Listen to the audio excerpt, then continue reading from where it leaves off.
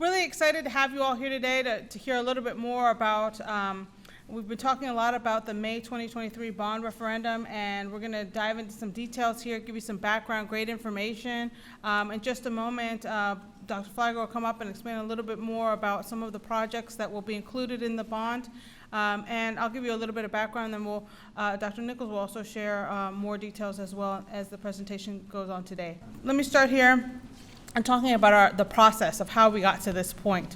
So, as you know, the priorities at this college are very focused on student success and making sure that students have access to higher education, that they complete their programs in a timely fashion, transfer to four-year institutions if that's their choice, or enter into the workforce, into careers that will sustain their families and really give them opportunities to grow.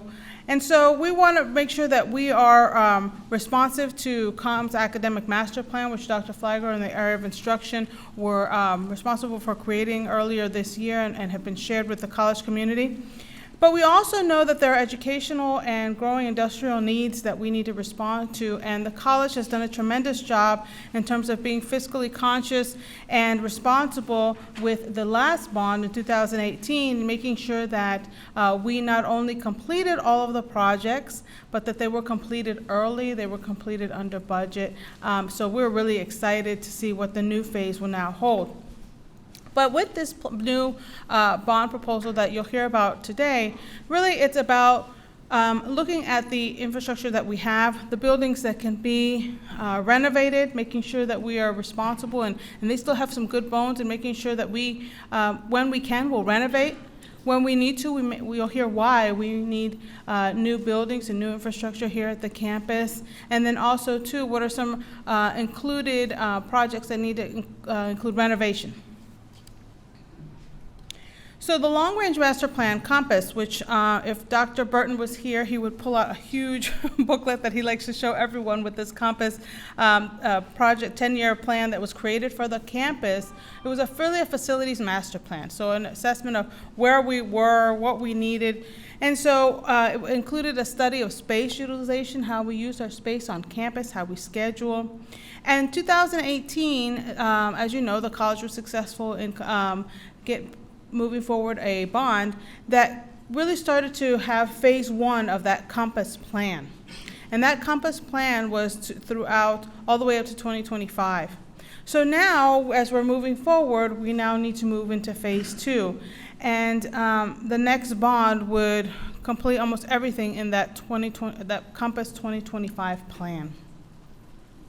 So, how did we get to this point? This really is not just a COM initiative, but an initiative really that includes members of the community who serve on the 2023 Bond Advisory Committee.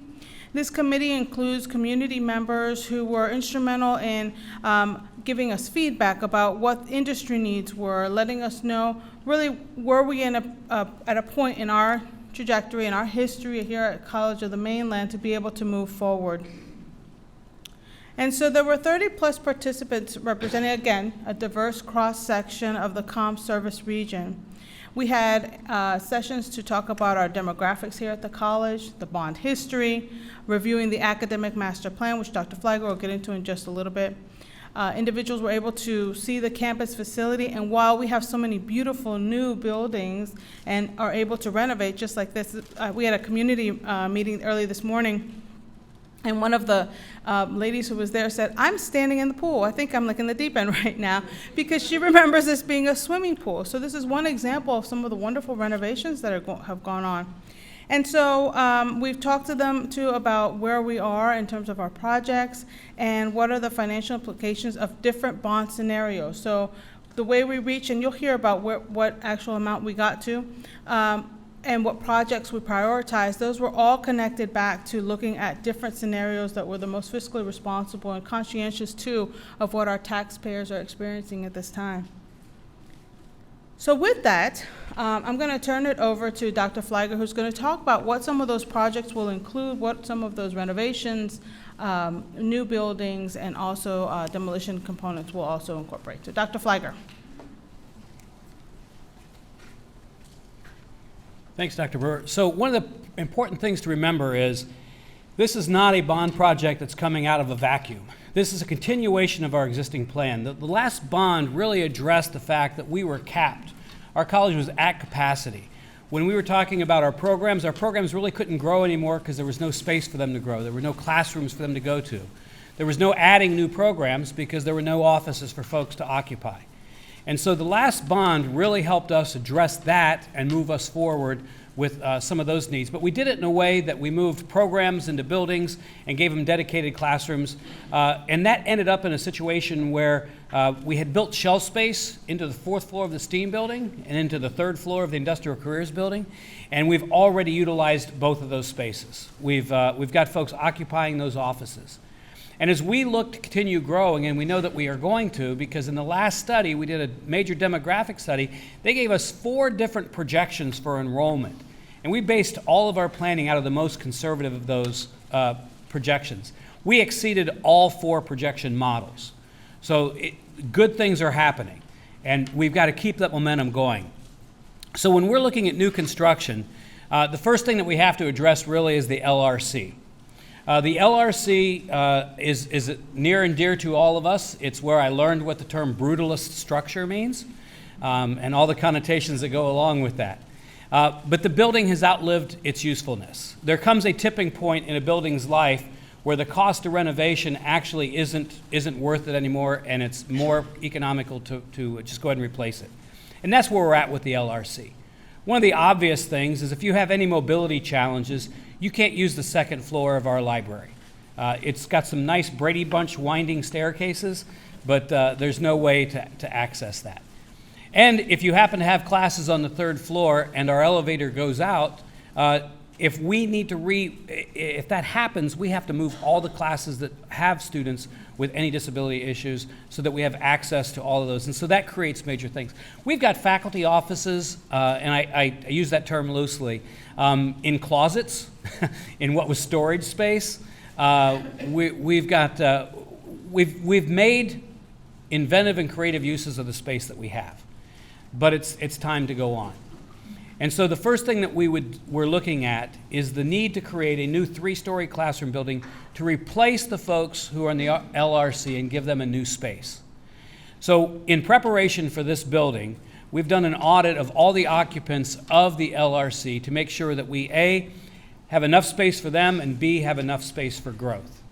One of the things you may or may not be aware of is our Adult Basic Education program, which runs classes all times a day in the evening, does not have any dedicated classroom space. So, and as it happens, they're usually the last ones to fit into the schedule. And so it's important that we serve that sector of our student body by giving them a dedicated space. And so we would take what's the technical vocation building right now, demolish that, and we would build a new building on top of that footprint. On one end would be a replacement for LRC 131. Because we are a community college, there's still a need to have spaces where community events can take place, and there's needs for our college as well to have spaces where events can take place. So we would still have that tiered auditorium space like we do in LRC 131. And then the other side would be a new library. Not a library that takes up classroom space, not a library that's in the middle of the building that everybody's looking around or staring down on, but a library off and unto itself attached to that building. The other advantage of that is our library is a community library. We have community members that come in and use it.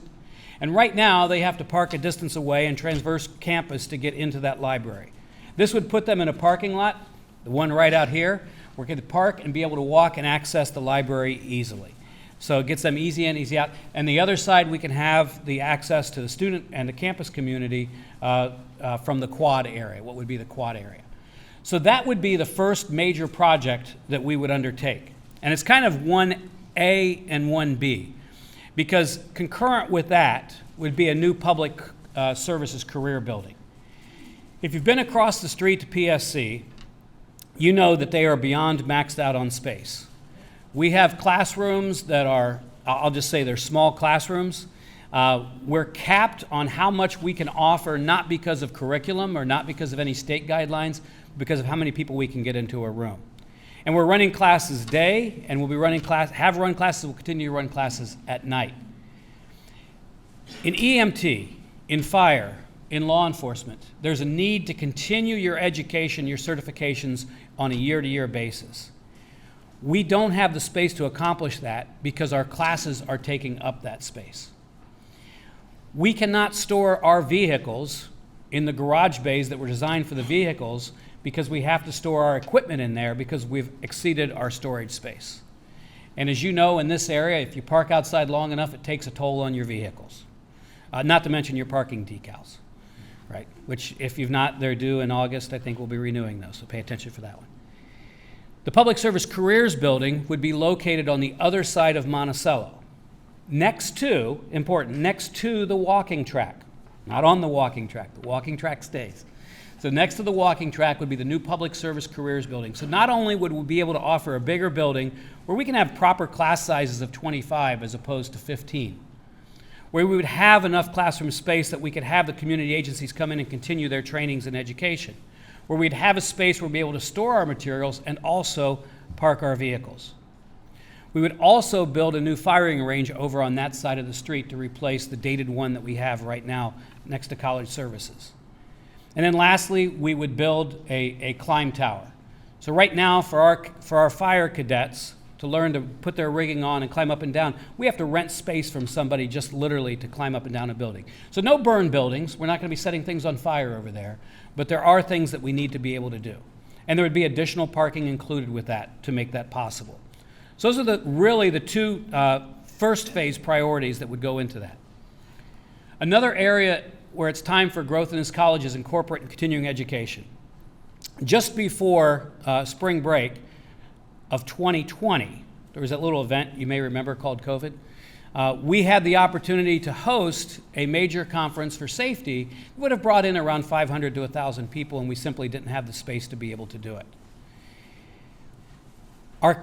After all of our classes are scheduled, and after adult ed gets into the classes, then continuing education is allowed to have anything that remains, which, folks, isn't much. Continuing education is part of the commitment of the mission of this college. And so whether that is continuing education for people who are in workforce fields to maintain their certifications, or whether that's the opportunity to provide trainings and corporate trainings that are revenue streams, we have an essential service that we have to provide to our community, and quite frankly, we don't have a space to do it right now. And so our continuing education division is actually a revenue generating division for this college. And giving them this space gives us the ability to bring in more revenues to help fund more of the programming that's going on at the college. So after all of that's accomplished, we still have an LRC standing, so we've got to get rid of that. So the LRC would be demolished. And then we get into the next building, and this is really our first building for new growth, not just to address the existing growth. But in the academic master plan, one of the things that we looked at was to look and see what access our students had to opportunities in the Gulf Coast region. There are 5 major employment sectors in the Gulf Coast region: petrochemical and special chemicals, allied health, transportation and logistics, hospitality tourism, and aviation and aerospace. Our programming serves quite well 2 of those 5 areas. That means our students do not have access to 60% of the occupations in this region. So the academic master plan looks at growing and exploring programs in culinary, in hospitality management, in transportation and logistics, and in aerospace. We have to have a place to do that. We have to have a place to occupy the additional classrooms that we'll need for the growth that we're going to have for general education courses. So where the LRC is, we would demolish that building, and we would put a new 3-story classroom building that would be able to house new faculty, would be able to house classrooms, and we'd be able to continue our growth into those areas that are essential. I will tell you that over at the Mainland City Center right now, we are working with a developer who is paying for the outfitting of a culinary arts space. We will have an educational kitchen that Kathleen Roussel will be in charge of, and we'll be able to operate our culinary arts program. The hospitality management program will be started that will coordinate with them. One of the things that I really like, it happened before I got here, and it's continuing to happen, is the integration that we have of our programs. A while back, we had a safety event on campus, And we had our EMT out there, and our police were out there. We had our cosmetology students out there decorating students or making students up so they look like crash victims. If you go up to nursing, we've got this wonderful nursing ward. And in that nursing ward, we also have a pharmacology cabinet where our pharm tech students are stocking pharmaceuticals and learning to integrate. And so in the same way, we move into this new building and we look at hospitality and management working together with culinary arts. We are in discussions right now, as you've heard, with an aerospace company. That conversation continues to move forward. In a couple weeks' time, we'll be meeting with them to formalize the proposal that we've given them.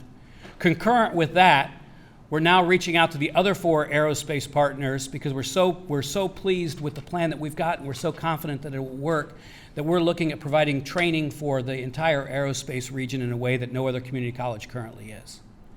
But we have to have space to do that. Now, not everything has to be new. And so we've got some areas that we can work with. So first of all, the Public Service Careers building is a fine building. It's just not a great educational building right now. So we would move the Public Service Careers operations over to its new center, and we would take college services where it's at right now, across from TVB, and we would move them over across the street. And think about it just for a moment. Not only do we have all the facilities over there, we've got everybody centrally located in a place that's convenient for them, but we no longer have semi-trucks driving through our school parking lots and interacting with our students. I think that's a good thing. The Industrial Ed building and the Welding building, which is on the next slide, those buildings are fantastic structures. They are very sound.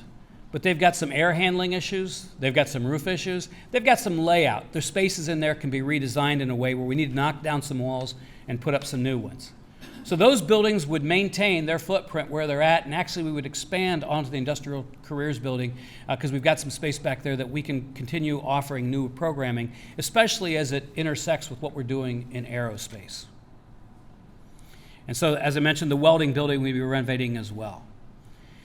So a lot of talk about these, but sometimes pictures are better than words.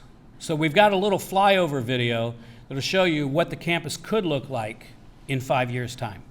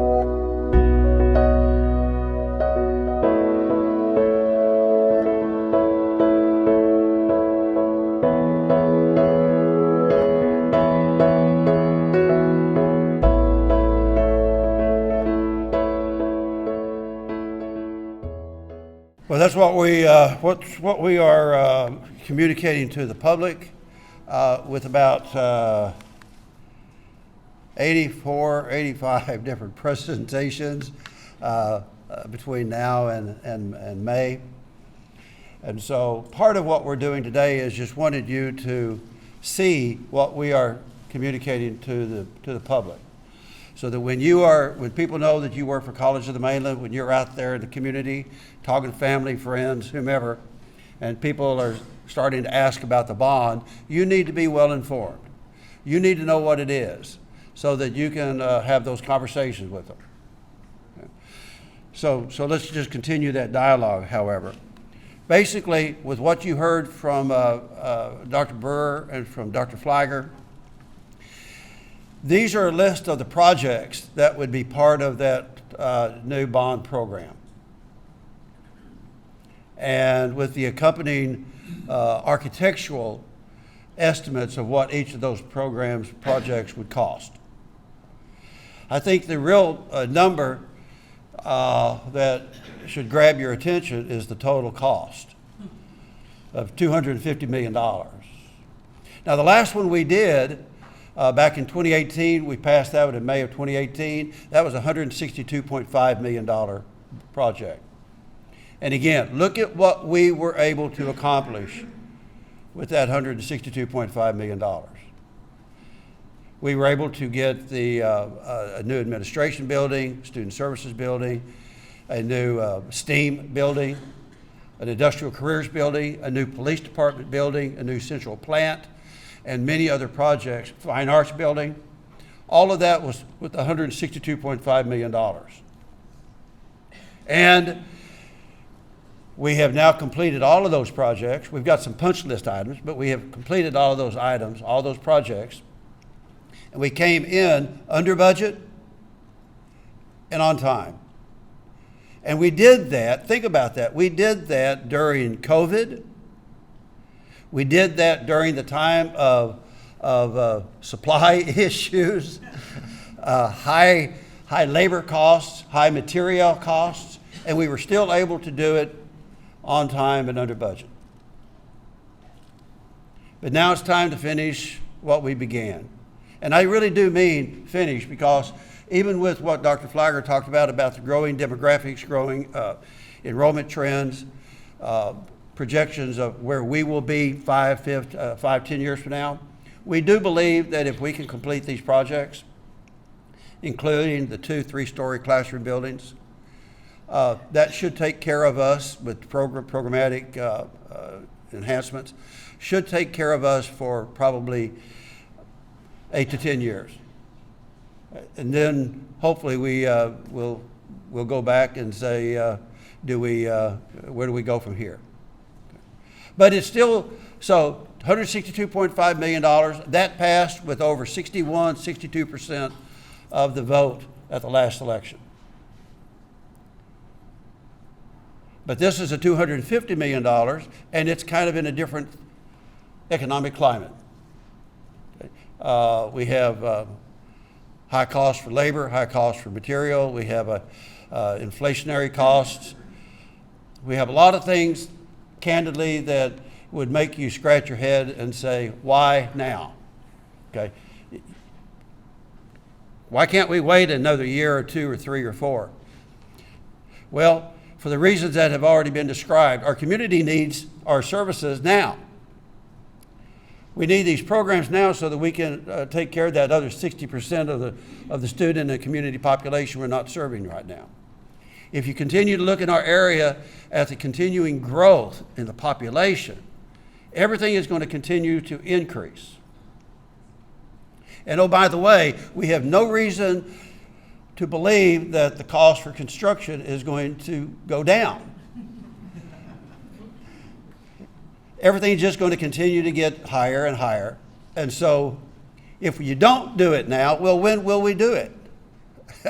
You know, when will be that time to do that? When will be that good time?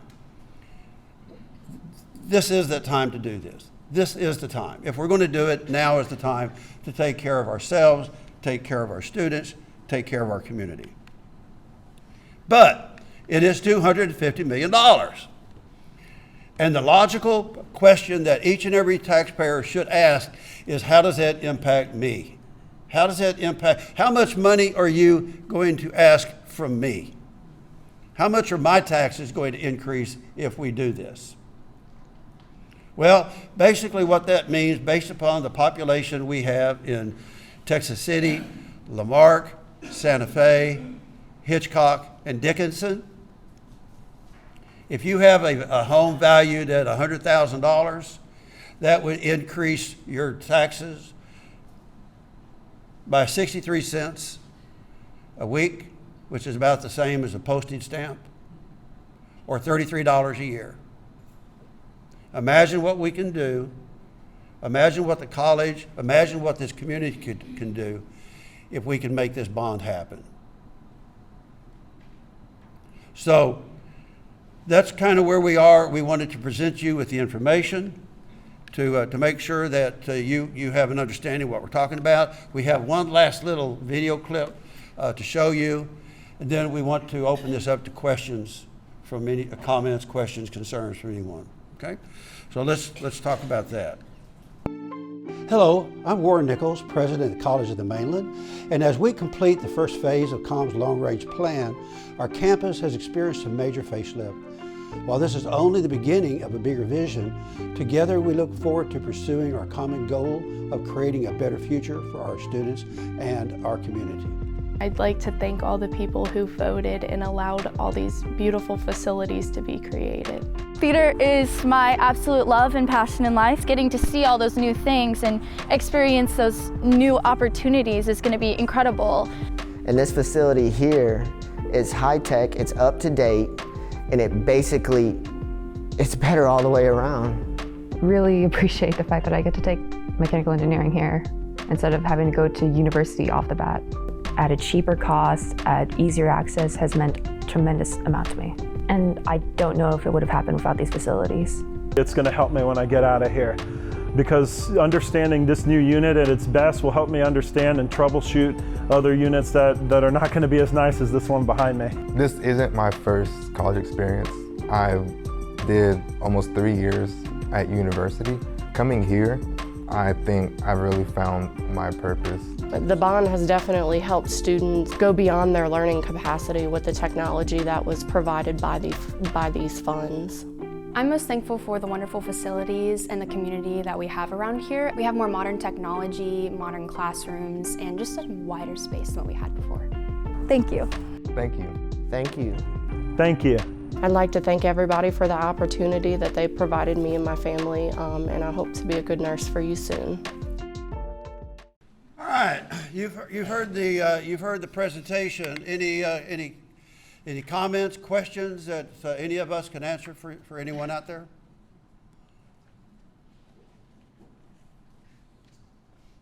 Yes, sir. Warren, I'd like to say, we talked about the cost. How about the benefit? I use this sales pitch all the time. Every high school student that graduates in our service area is a free 2-year education in college. How do you put a price on it? Yeah, thank you. By the way, we have 2 of our trustees with us today, Mr. Don Gartman and Dr. William McGarvey, and a beautiful bride, Sandy, that are here today with us. So thank y'all for coming as well. We have I hope everyone understands what Trustee Gartman is talking about the Promise Program. Imagine that because of private money, private philanthropy and donations, any student in our taxing district who graduates from high school, homeschooled, GED, can attend up to 2 years of community college, workforce programs, university transfer programs, tuition and fees free. And not everybody can do that, but we've been able to do that because private philanthropy donors who have invested in our college and invested in our community. And we just see that continuing to grow. Actually, we have, I'm just trying to get it, scheduled. We have a request from the local realtors to come visit with us regarding the Promise Program. I made a pitch to them a couple months ago you know, if you're a realtor and you're trying to sell a house, and you're in our taxing district, especially if somebody's trying to decide whether they want to move to League City or Friendswood or Kemah or somewhere, as opposed to living in Dickinson or one of these others, if you tell them that if they have kids in school that they could go to the local college for free, I wonder how many of them would make that decision to change. So we're looking at when they put out a for sale sign in the front yard, how about putting a little placard, eligible for the Promise Program? Right there on that for sale sign. Okay. So I'm working with realtors right now to try to get that so that, well, I get one every once in a while. So it's just a way for us to help our economy, help our communities, and help spread the word about the Promise Program. So there's the benefits. Right now, the latest economic impact study we did showed that we were contributing back, give or take, about $250 million a year in economic improvements, economic benefit to the communities.